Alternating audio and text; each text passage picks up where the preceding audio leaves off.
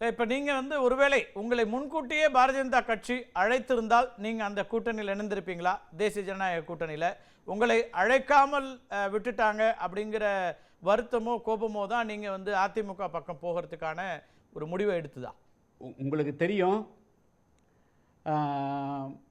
நீங்களே வந்து நாங்கள் வந்து பாஜகவோடு வைத்திருந்த உறவு நேரத்தில் எப்படியெல்லாம் கேள்வி கேட்டிருக்கிறீங்க, எப்படியெல்லாம் தொடர்ச்சி எடுத்துக்கிறீங்க உங்களுக்கு தெரியும். அதில் வந்து அவங்க தான் வந்து ஆத்ம பரிசோதனை செய்து கொள்ள வேண்டும்.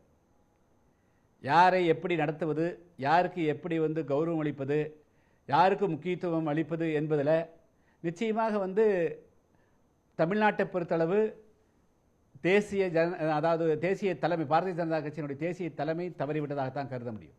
அதாவது 2019 வந்து நீங்கள் வந்து என்னை மட்டுமே நீங்கள் பார்க்க வேண்டாம். டாக்டர் கிருஷ்ணசாமி வந்து அதிமுகவோட போயிட்டாருங்கிறது மட்டும் நீங்கள் பார்க்க வேண்டாம். 2019 இருந்த கூட்டணியே 2021 இருந்த கூட்டணி ஏன் வந்து பாரதிய ஜனதா கட்சியால் வந்து தக்க வைக்க முடியல? அது அவர்களுக்கு வந்து அந்த தவறு எங்கே நடந்தது, ஏன் நடந்தது? எல்லாருமே வந்து ஒரு இருக்கிற கூட்டணியை வலுப்படுத்துவாங்களே, அதை வந்து பெருசுப்படுத்துவாங்களே. இன்னைக்கு வந்து நீங்க வற்புறுத்தி ஒரு சதவீதம், 1% கூட வாக்கு வங்கி இல்லாதவர்கள் எல்லாம் கூட்டு வந்து நீங்க வந்து எங்க முன்னாடி 5 கட்சி வந்துருச்சு, 6 கட்சி வந்துருச்சு, 7 கட்சி வந்து காட்டுறீங்களே.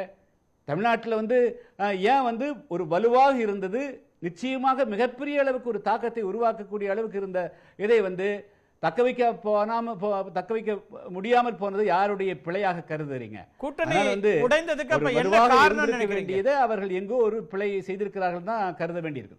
இல்ல, கூட்டணி அப்ப உடைந்தது எதனால, யாரால? எல்லா காரணத்தையும் ஊடகத்தில் சொல்ல முடியுமான்னு தெரியல. சரி, இங்க பாருங்க, அதாவது உங்களுக்கு தெரியும், ஒரு 7-8 மாசங்களுக்கு முன்பு ஜூலை மாசத்துல ராமேஸ்வரத்தில் தமிழ்நாட்டில் ஊழலுக்கு எதிரான நடைபயணம் துவங்கியது. அந்த நடைபயணத்தில் எல்லா அரசியல் கட்சிகளும், அதிமுக கலந்தது, புதிய தமிழகம் வந்தது, தேமுதிக இருந்தது, எல்லா கட்சிகளும் இருந்தாங்களா இல்லையா? ஒரு நடைபயணத்தில் ஒரு கிடைக்கக்கூடிய ஒரு புகழ் அல்லது வந்து ஒரு பெருமை, அதுவே வந்து இந்த நாட்டில் வந்து ஆட்சி மாற்றத்தை கொண்டு வந்துருமா? அதுவே மீண்டும் மோடியை வந்து கொண்டு வந்துட முடியுமா? 75 வருஷம் கட்சி நடத்திக்கிறாங்க, இங்க 60 வருஷம் கட்சி நடத்துவாங்க, 40 வருஷம் கட்சி இருக்குது. இது எல்லாமே ஒரு நடைபயணத்தில் வந்து மாற்றி அமைச்சிட முடியுமா? அப்போ எங்கேயோ ஒரு தவறு நடந்திருக்குங்கிறது ஏன் வந்து அவர்கள் வந்து ஆத்ம பரிசோதனை செய்யல?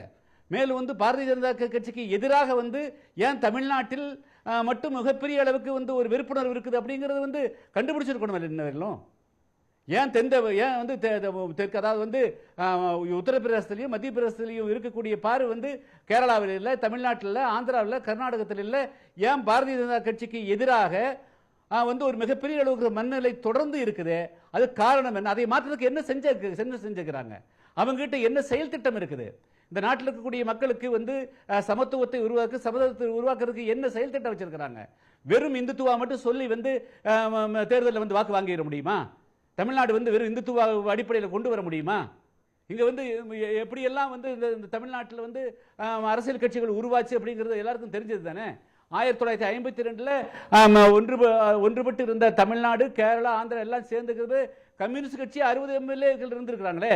அந்த அளவுக்கு வந்து முற்போக்கு சிந்தனை கொண்ட மாநில இந்த பகுதி தான் இந்த தமிழ்நாடு, ஆந்திரா, கர்நாடகம், கேரளா உள்ளிட்ட பகுதிகள். இதையெல்லாம் எதையுமே ஸ்டடி பண்ணாம அங்க இருக்கிறத அப்படியே வந்து டூப்ளிகேட் பண்ண எப்படிங்க வெற்றி அடைய முடியும்? எப்படிங்க மக்களை கவர முடியும்?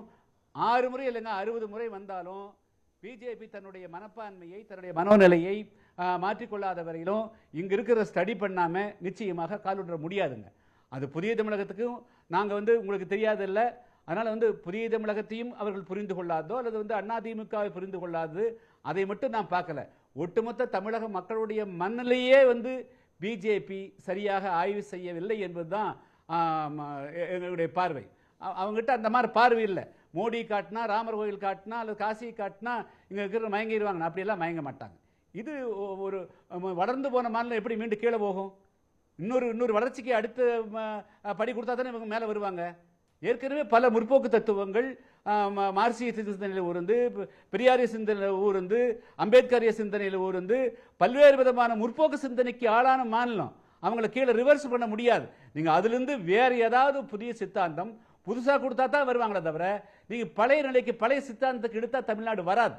அதை உணராத வரையிலும், அதை புரிந்து கொள்ளாத வரையிலும் வந்து நிச்சயமாக வந்து பாஜக தமிழ்நாட்டில் காலூன்றவோ வளர்ச்சி அடையவோ முடியாது. வேணா 10, 11, 12 அப்படின்னு மெல்ல மெல்ல 1%, 1% கூட்டிக்கலாமே தவிர அதுக்கு மேல இங்க வந்து அவர்கள் எண்ணி பார்க்க முடியாது.